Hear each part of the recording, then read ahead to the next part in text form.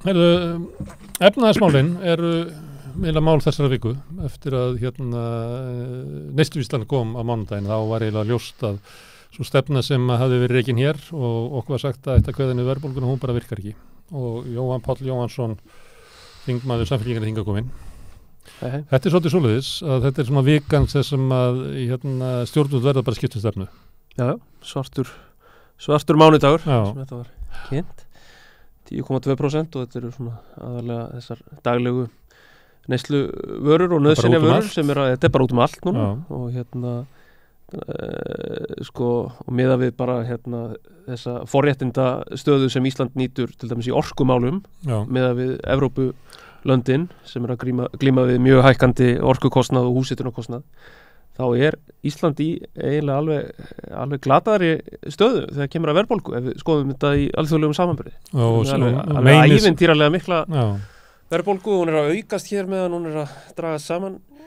Nema það komu vondatölur frá Spáni og Þýskalandi í gær, þannig að kannski er eitthvað gangað tilbaka í Evrópu. Það var líka, ég ætla að skjóta inn að því að það hafði oft verið þannig að því að hér er mæld fasteignabólan inni, þannig að hún er ekki vandamál lengur. Nei, ég meina, húsnæðisliðurinn hann kemur frekar til lækkunar, þannig að það er ekki vandamál lengur, þetta er á miklu breiðari grunni og þetta til marks að ríkisstjórnin hefur sofið á verðinum. Við í Samfylkingunni höfum hljómað svolítið eins og biluð plata núna í 1,5 ár eða svo, verið að tala mikið fyrir auknu aðhaldi í ríkisfjármálum og það er ekkert skemmtilegu boðskapur eða til þess fallin að afla fylgis, en við höfum þá talað fyrir því að það verði ráðist í ákveðnar aðgerðir á tekjuhliðinni. Fyrstu vikati með nýjum tekjum og nýjum sköttum. Einmitt til þess að draga úr þessu misræmi tekna og gjalda. Í fyrsta lagi að fjármagnstekjuskattur verði hækkaður. Í öðru lagi að bankaskattslækkunin verði afturkölluð. Í þriðja lagi sem átt að skila okkur betri kjörum í bönkunum, ekki? Jú, og ekkert bendi til þess að hún hefði gert það. Og enginn sem heldur í framröðuna? Nei, í rauninni ekki. Þetta mjög erfitt að sjá að þessi bankaskattslækkun hafi skilað neytendum einhverjum ábata. Hækkaði arðgreiðslur út úr bönkunum? Já, jú, það var bara það og það er náttúrulega bara gríðarlegur hagnaður og arðgreiðslur þannig að þetta er svona skattur sem leggst aðalega á svona fákeppnisrentu þannig að það sé algjörlega innboðið að afturkalla. Gatið er svo stórt. Já. Þetta tvennt dugar ekki til. Voru að taka til meira. Nei, svo eru það auðvitað auðlindagjöldin. Við sjáum að auðlindarentan, hún hefur verið svona meðaltali 45 miljardar á hverju ári síðustu 10 árin og auðvitað verður að skila stærri hlutdeild af henni í ríkissjóð. Já, meðan Indriða Þorláksson daginn, hann sagði að almenningur þetta stefnaði að taka alla auðlindarentura. Já, það var ekki úr vegi. Sá sem að vera að reka útgerð, hann þetta bara að reka hana eins og hvert annað fyrirtæki. Auðlindarentana almenningur ætti hana og ætti að fá hana. Já, bara eins og, já. Það gæti ráðstafinni með öðrum hætti sem við búið að gert við hitaveituna, gæti kannski ákveða 10% færi í strandveiðar eða whatever. Þá þarf ekki alltaf að vera peningar. Nei. Hann sagði þetta. Við eigum auðlindirnar og við höfum taka alla rentuna. Já, svo er bara spurning með útfærsluna hvernig er best að gera það. Ein leið til dæmis núna, bara mjög einföld leið til að sækja meira af rentinu væri að þrepaskipta veiðigjaldinu, leggja svona stærðarálag á stóru útgerðirnar. Þannig að þessar svona tekjuöflunar aðgerðir sem við höfum verið að tala fyrir, ég gleymdi að nefna svona sjálfstæðan atvinnurekstur að skattleggja það meira eins og er gert á hinum Norðurlöndunum í staðin fyrir að vera með þetta reiknaða endurgjald. Það er að horfa í gegnum EHF-in. Já, að sækja þar. Það lítið á þau eins og sé ekki til. Já, akkurat. Ég meina á hinum Norðurlöndunum er bara áætlaður ákveðin eignastofn og svo viðbúin ávöxtun og svo restin skattlögð sem launatekjur. Það er mikill peningur. Það er mikill peningur og liggur fyrir mjög fín skýrsla frá hagdeild ASÍ þetta. Þannig að bara þetta sem ég er búin að nefna þetta eru alvöru peningar þetta er þetta slagar hátt í 1% af vergri landsframleiðslu og það er alveg þá hert aðhaldsstig sem munar í glímu við verðbólgu. Þetta er eitthvað sem við verðum að ræða. Við tökum hallin á ríkissjóði, hann veldur verðbólgu. það er ekki deilt að hægrið og vinstrið saman það. Sigríður Andersen, hún vill loka þessu gati, en hún vill loka því með því að skera niður opinbera þjónustu sem að þá erum að tala um svona eitthvað sem er svona 100 milljarða, við erum að tala um eitthvað svona stykki. Já, en sko en þið er að leggja til. En gatið lokast samt sko, við verðum samt líka að passa okkur sko, ef til dæmis við ætluðum að loka þessu gati á augabræði núna, þá væri það rosalegu skellur bara fyrir hagkerfið sko. Þannig að það myndi ekki borga sig heldur sko. Við viljum loka þessu yfir ákveðin tíma og meðal annars með auknum hagvexti sko, og tekjur sem koma sjálfkrafa sko. og þannig að sko en Bjarni, hann talar núna, segir ég hef grunum að sko tekjur ríkisins segja eftir að aukast og það er ekki að gruna það er verðbólga í gangi, þannig að hann mun frá verðbólgufróða og svo 10% tekjuaukningu það sem hann ætlar að gera og hann ætlar að halda útgjaldahliðinni niðri, þannig að hún fá ekki verðbætur þannig að það verður bara erfiðar að reka Landspítalann og það verður erfiðar að reka allt saman hann ætlar að loka gatinu svona. Já, Katrín segir annað hún bara vill ekki kalla þetta niðurskurð. Nei, bara aðhald sko, en hún hefur nú talað um það í þinginu að hún sé kannski opin fyrir einhverju aukinni tekjuöflun, en ég held að vandamáli sé hérna svolítið að bara við erum með flokka sem geta ekkert komið sér saman um það hvernig eigi að reka ríkissjóð og úr verður bara þessi hroði við erum með núna í þeirri stöðu að við erum með blúsandi hagvöxt, hátt atvinnustig, framleiðslu, spennu og samt er ríkissjóður rekin með 120 milljarða halla. Það voru lögð fram fjárlög, kynnt sem fjárlög sem ætti að sporna gegn þenslu og ég veit ekki hvað, aðhald sem fjárlög, 90 milljarða halli þar sko, og svo var hann keyrður upp í 120 milljarða með að fara í útgjaldaaukningu án þess að ráðast í neina tekjuöflun til þess að vega á móti þensluáhrifunum sko. Og það er næstu því glæpsamlegt að reka ríkissjóð með svona miklum halla í góðari, í verðbólgu. Það er bara í öllum reglum að þá áttu ekki gera þetta. Þú bara magnar upp verðbólguna og þú býr til stórkostlegan vanda. Þú ert að missa tök á ríkisfjármálum. Og það þýðir auðvitað að Seðlabankinn er nánast látin einn að berja á verðbólgunni og gera það með vaxtahækkunum sem virka ekki. Já, það er náttúrulega, og það gildir þetta allt saman sko, þetta virkar ekki fyrir en eftir ákveðin tíma. Núna er Seðlabanki búin að hækka vexti 11 sinnum, hvenær byrjaði hann á því? Sko, áhrifin af þessu kom ekki almennilega fram og það sama gildir ríkisfjármálum fyrir hann kannski eftir 8-9 mánuði sko. Og svolítið fyndið að heyra einmitt Bjarna tala um að hann ætla að bregðast við þessu í fjármálaáætlun. Næsta fjármálaáætlun sem Bjarni Benediktsson leggur fram, hún mun taka til næsta árs og svo næstu 4 ára þar á eftir sko. Það getur vel verið að verðbólgan verði bara hún verður nú örugglega komin aðeins niður á þeim tíma sko. Við skulum vona það. En af hverju séu örugglega? Já, kannski dreyti baka orðið örugglega en vonandi menna ég. En þetta er svolítið skrautlegt sko, ætla að taka á verðbólgu sem er að býta svona rosalega fast núna, ætla ekki að gera það fyrir en með sko fjármálaáætlun sem tekur ekki einu svona til ársins í ár. Þannig að þetta er og það er náttúrulega sko fáar aðgerðir sem eru þannig að það er bara geta einhvern veginn töfrað niður verðbólgu strax. Ég heyrði einhvern veginn að tala fyrir lækkun á matarskatti. Já, mér líst ekki á það. Mér finnst það ekki góð hugmynd sko. Ég held að Ólafur Margeirsson hafi haft þetta á listanum sínum. Já, Píratar voru að tala fyrir þessu sko. Ég held að dæmin sanna bara að það er ekkert sjálfgefið að fyrirtæki skili neytendum þessu strax sko. Það er erfitt að gera þetta þegar þetta með Samkeppniseftirlitið hefur sýnt fram á að sko álagningin er að aukast í matvöruverslun. Það var mjög erfitt að lækka sko matarskatt. Því að líklega fá bara hagarðar og festi eða allavega svona í þriðjaði. Og náttúrulega með þessu væri bara ríkið að gefa eftir tekjur sko. Við megum ekkert við því. Það er bara kerfisbundin halli sko. Það er bara misræmi milli tekna og gjalda meðal annars vegna ósjálfbæra Það er engin einföld leið og engin sem að virkar strax. Það er engin einföld leið. Ég meina ríkisstjórnin bara svaf á verðinum. Við setjum svolítið í þessari súpu núna. Þau hefðu átt að gera það sem ég var að tala um í síðasta lagi fyrir sko Já, í síðasta lagi fyrir núna samþykkt fjárlaga fyrir árið 2022. Já, það hefði átt að gera það helst þá og við hefðu líka átt að hlusta á okkur þegar við vöruðum við því að framlengja allir vinna átakið og fleira sko, þau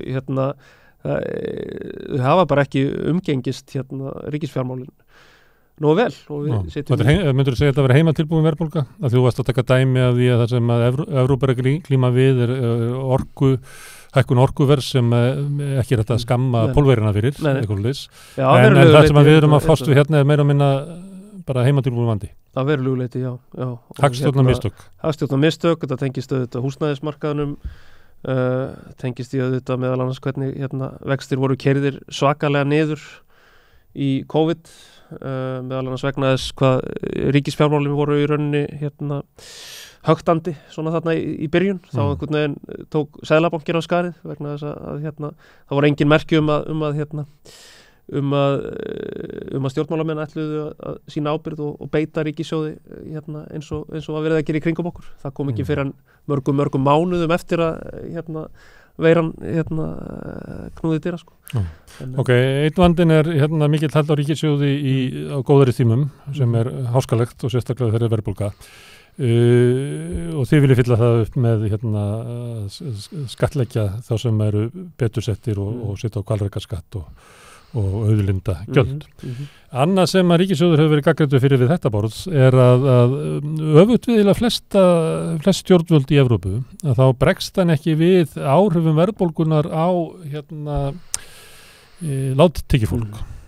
Já, ég sá náttúrulega þessar aðgerðir í desember samhliða kjarasamningunum sem voru þá. Við vorum að rekna það að þær eru bara farnar sko. Þetta er ekki neitt, nei. Þær eru farnar. Verðbólgan er búin að geta þetta. Já, það er smá eftir af húsnæðis hækkuninni. En það fer núna, það er kannski búið núna, það fer svo 10. mars það er farið. Þannig að þessar aðgerðir voru svo litlar að það voru í engu samhengi við. Var ekki neitt. Ég var reyndar að benda það áðan að þegar að samningarnir voru gerðir og meðan að menn er að klára fjárlögin, að þá er verðbólgur hraðinn miðað við síðustu 3 mánuði 4%. Núna er hann 12%. Þannig að þegar að menn er að ákveða þessar aðgerðir og þegar menn er skrifundi kjarasamninga starfsmannasambandsins, þá eru menn náttúrulega bara í annarri svona hugmyndum hverju efnahagsástandið er. Þannig að ef að þetta dugði fyrir 4% verðbólgu, þá vantar það vantar 2 sinnum meira, eða 3 sinnum meira. Já, og eins og með húsnæðisbæturnar, sko, það er ekki sjálfgefið að þetta skilir sér til leigjenda meðan það er ekki regluvættur leigumarkaður, meðan það er engin leigubremsa. Mér að Katrín viðurkennir þetta, samt bóla ekki á neinni leigubremsu.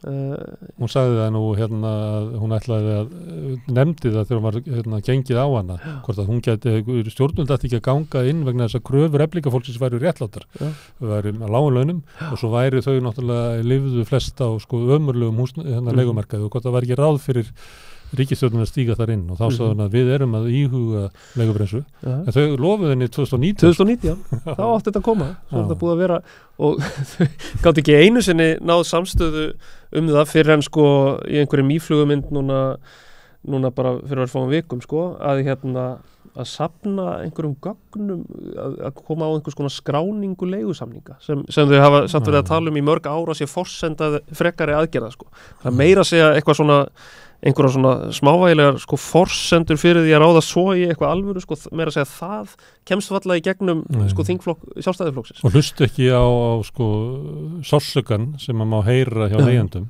heldur eins og þau efist það að það sé að finna einhverja skrá sem að sýni fram á að raunverulega hafið allir að gott. Það er eins og það sé alltaf svona lúmsk ósk að kannski sé þetta ekkert vandamál.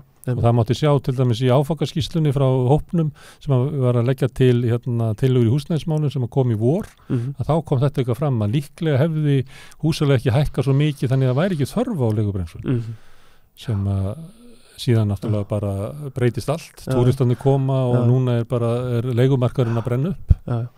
Ég er að vona að það sé að færast meiri þungi í þessa umræðu og ég held að það munir rosalega leigjenda samtökin. Það sé allt í einhverju grasróta samtök sem eru bara mjög hávær í umræðunni og eru svona farin að svolítið normalisera ákveðnar hugmyndir sem var alltaf talað bara fyrir örfáum árum sko. eins og leigubremsu, leiguþak, atriði sem litið á sem sjálfsagðan hlut í ýmsum nágrannalöndum okkar sko.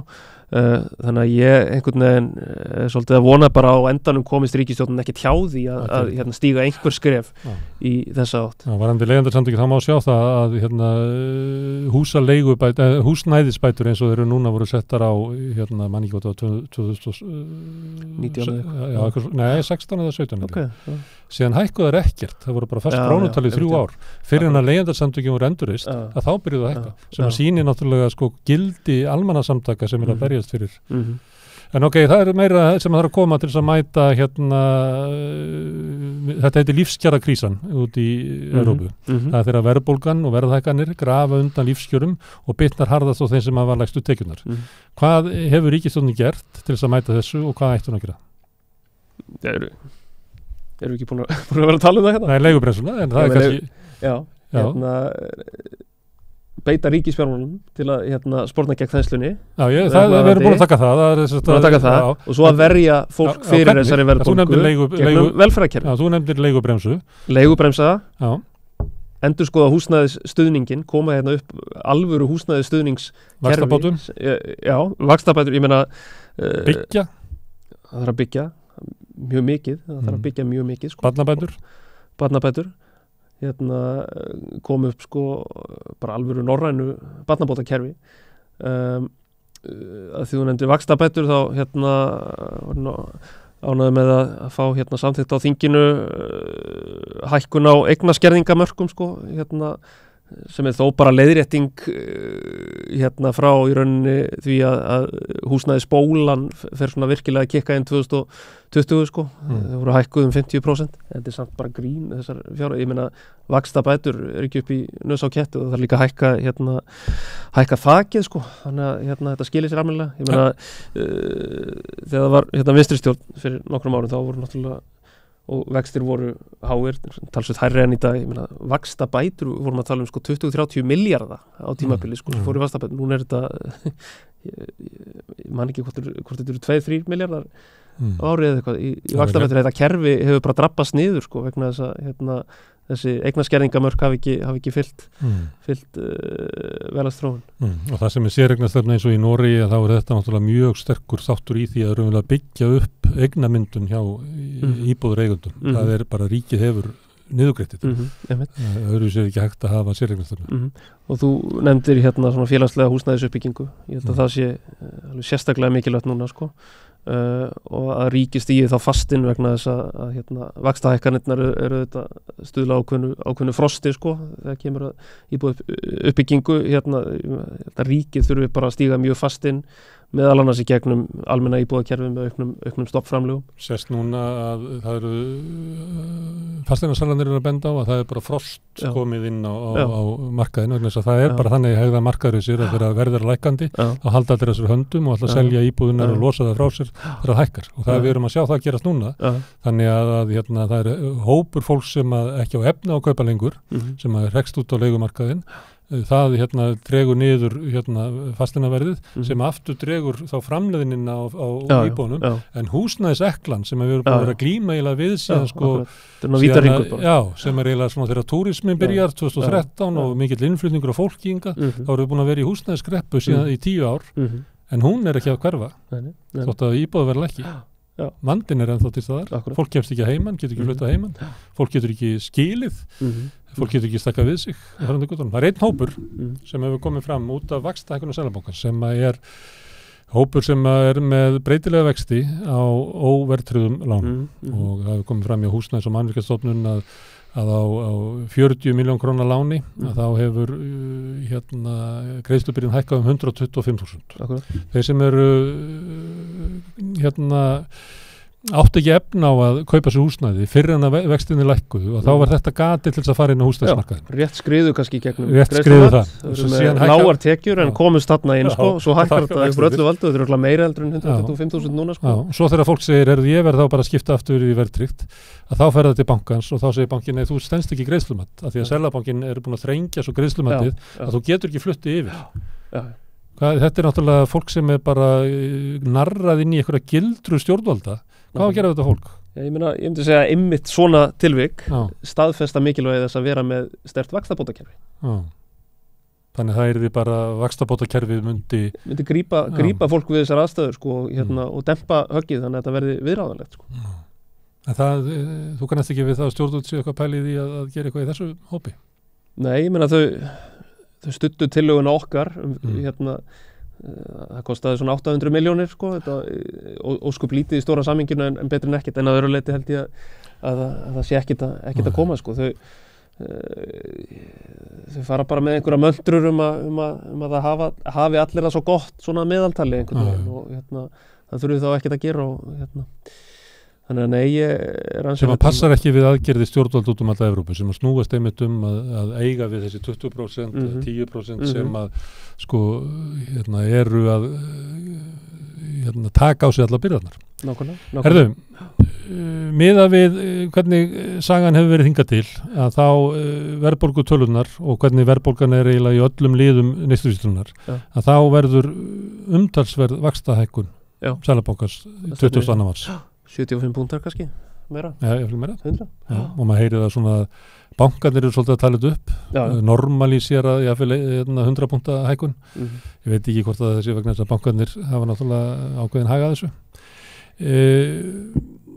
Það er bara áfall. Það er áfall fyrir þennan hóp sem þú nefndir, svo er annar hópur sem er náttúrulega á leiðinni, sko. Miklu stærri, sem að bankarnir geta sett breytilega vexti á það sem þú hefur bundið í fyrstu 3 árin eða 5 árin, það er svona snjóhengja sem er bara núna í haust. Já, fólk með festi vextina sína. Já, sem að mun lendi þessari klemmu. Sem er bara að fara að losna, sérstaklega á næsta og þar næsta ári. Getur fengið bara 150, 200 skona hækkun. Fólk fær þetta rosalega í hausinn þá, sko, og þannig að alveg ótrúlega mikilvægt að skapa þannig aðstæður að vextir geti farið niður sko, því annars verður þetta bara alveg óviðráðanlegt sko. En á Seðlabankinn að hækka vexti? Honum ber lagar að skylda til þess að segja? Já, ég meina, það er náttúrulega mandate samkvæmt lögum, honum ber að stuðla að vera stöðuleika og það er ákveðið verðbólgu markmið sem er ákveðið og hann hefur ekkert mörg önnur tæki heldur en þetta stýrivaxta tól. Allavega ekki svona tæki sem hefur sýnt sig endilega að virki. Þannig að ég held að sé, mér hefur þótt svona frekar, ég hef allavega ekki vilja vera mjög gagnrýnin á Seðlabanka, mér finnst þetta að vera svolítið sjálfskapavíti sko, stjórnvalda, að þetta sé í rauninni bara svolítið það sem blasir við vegna þess hvernig hefur verið haldið á ríkisfjármálunum. Þannig að ég sittur bara upp með þetta. Já, svolítið sko. Og ef hann hækkar núna í mars, þá mun hann hækka aftur í maí. Ekki nema að komi bara eitthvað svona... Já, svo er spurning hvort sko þessar... En verðbólgan er yfirleitt sko, þótt hún getur farið svona upp, þá fyrir hún eiginlega aldrei svona niður. Hún fyrir mjög aðlíðandi niður sko. Já. Þannig að... En hættan er náttúrulega vegna þess hvað vaxtahækkanir býta seint að Seðlabankinn bara keyri svolítið hagkerfið í kreppu með þessu. Það geti orðið þannig í haust. Og þetta er eitthvað sem er talað út alla Evrópu sko, þar sem vaxtastigið er samt miklu lægra heldur. Það eru menn með eitthvað 2 og 3% og eru að tala þetta hættun á því.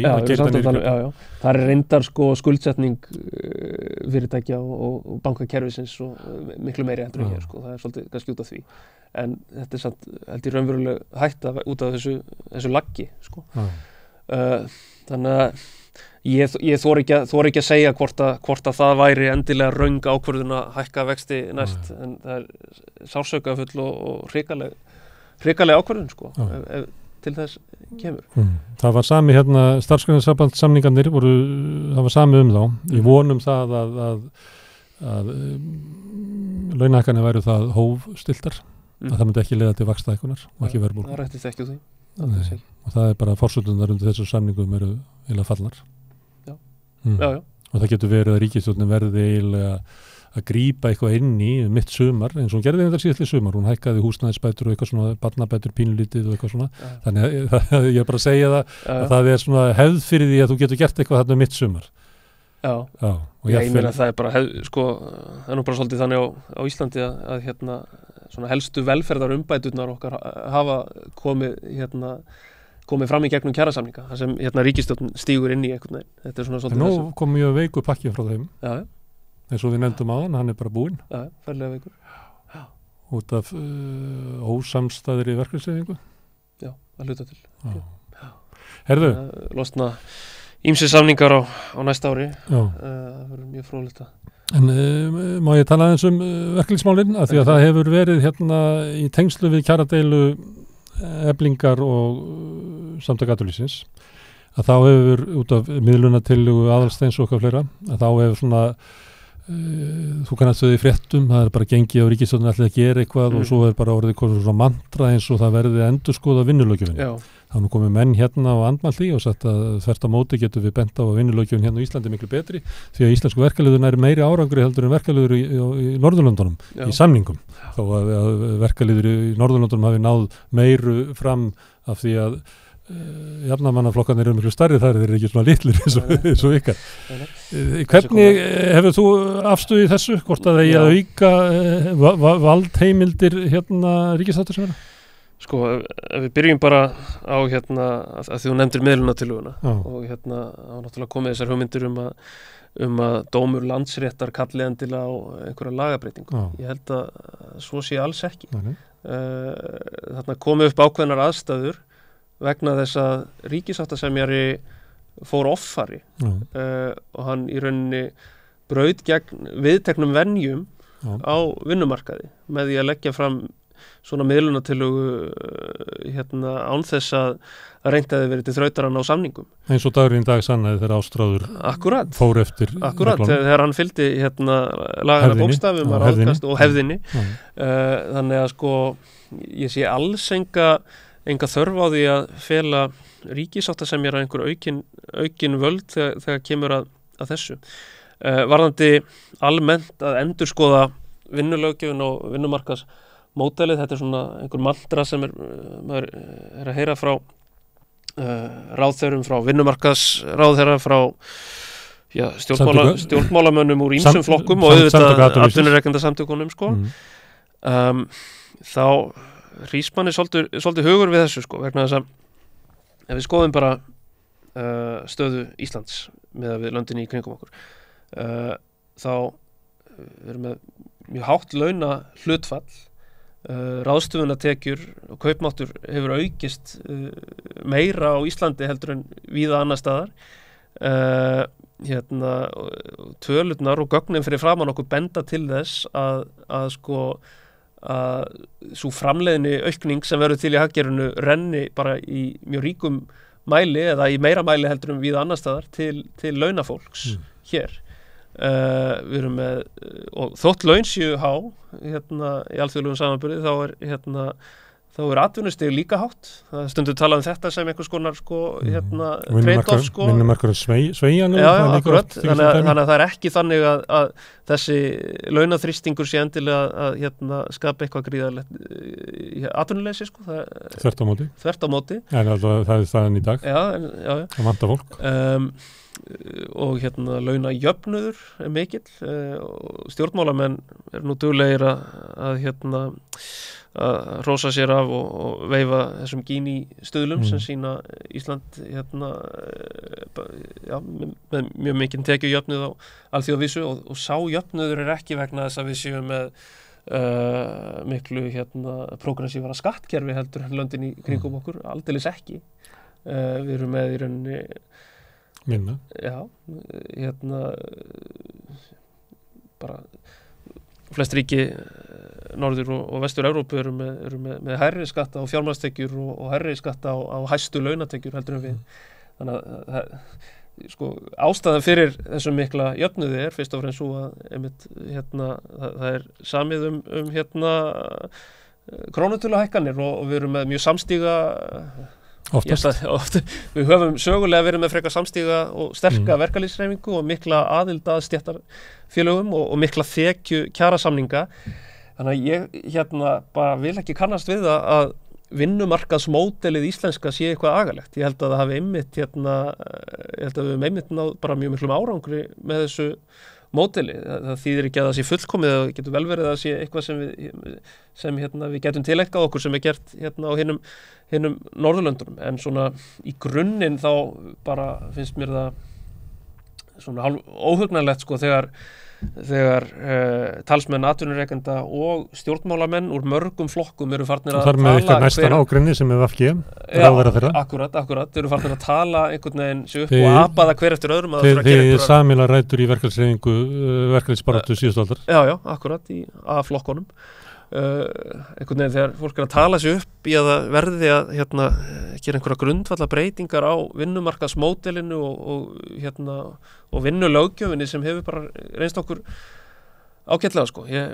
Mér líst ekki á það og ég sé ekki þörfin á því, og ef við skoðum bara flokkana sem eru núna í ríkisstjórn, ég meina það hefur aðeins einn flokkur þar komið með eitthvað sérstakt svona framlag inn í þessa umræðu og það er Sjálfstæðisflokkurinn með sínu furðu frumvarpi neikvætt félagafrelsi sem snýst í grunninn bara að kippa fótunum undan verkalýðshreyfingunni.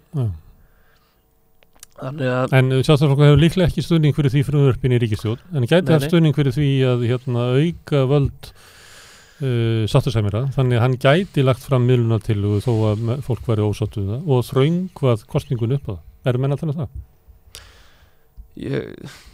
Það verður engi sagt það alveg hreint út, en segja það að dómur Landsréttar sýnir það að lögin eru bara ónýtt. Þannig talaði fólk, en vonandi staðfesta atburði dagsins í dag að svo er ekki. Það er bara með réttan ríkissáttasemjara þá virkar þetta. Já, en auðvitað er það þannig með vinnumarkaðsmódelið okkar að það reynir svolítið á ábyrgð allra og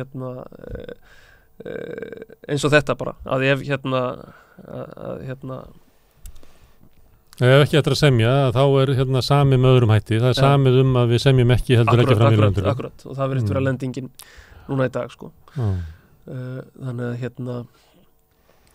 Herðu, Jóhann, við erum við Rauðaborð erum ofta að ræða svona stöðuna og núna, sérstaklega þessari viku, og það er svo sem flest af þessu hefur verið sagt löngu áður, en í svona þessari viku er svona eiginlega rennur upp fyrir öllum að það er ekki hægt að halda óbreyttri stefnu sko, það er ekki hægt að hafa óbreyttri stefnu í ríkinu og svo bara hækkar Seðlabankinn alltaf vexti og þú enda bara í 80% vöxtum og það verður að og það verður allir að koma saman og nú verður að breyta stefnu. Og þá spyr ég alltaf svona, en ég meina nú býrð þú í þessu landi og svona, sérðu það fyrir þér að það náist fram þessi einhver stefnubreyting hjá stjórnvöldum? Ekki 1, 2, 3. Og hvað þarf að gerast til þess að það gerist? Ég held að við þurfum kosningar sem allra fyrst. Það er enginn af þeim sem er í ríkisstjórn núna sem hefur hag af því að fara í kosningar. Nei. Það er verið kannski ekki fyrir eftir 2-3 ár. Og hvað?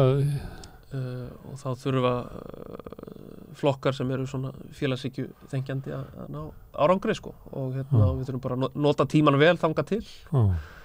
Standa saman og tala. Það eru samningar á leiðinni. Já, og þá þarf að einmitt knýja ríkisstjórnina til að stíga þar inn með með aðgerðir. Ég meina verkalýðshreyfingin verður eða hlýtur að koma fram með kröfur breytingar í skattkerfinu, í húsnæðiskerfinu, endurreisn barnabóta og vaxtabóta. Það er eiginlega engin tilgangur í ekki fara að menna að gera aftur skammtímasamning af því að það sé svo óvissa framöndan. Akkurat.